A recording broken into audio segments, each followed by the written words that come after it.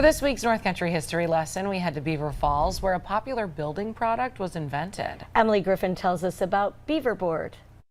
Beaver Falls has long been known for harnessing the power of its two best resources, water and timber. Still today, you'll see factories there operating in the same space where the Lewis family made its fortune.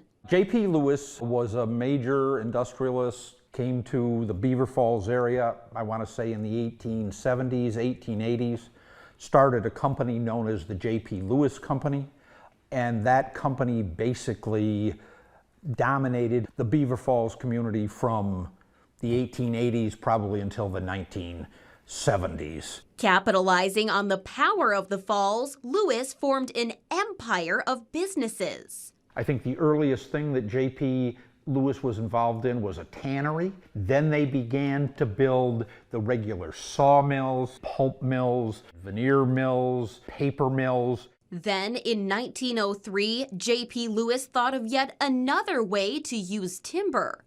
This is a piece of beaver board. They came up with this process of basically taking chips, grinding them up so they're fibrous, pressing them down into this, and it would create a building product that was easy to use. It was used in construction, in the military, and even by artists. Probably the best known artist who ever painted anything on beaver board was Grant Wood and American Gothic. But even the most successful of businesses could not avoid the Great Depression.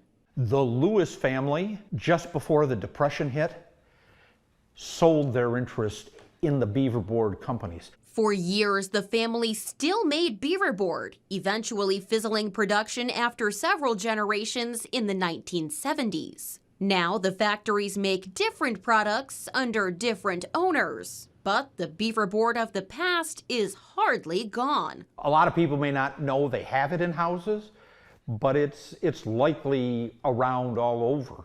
Emily Griffin, 7 News.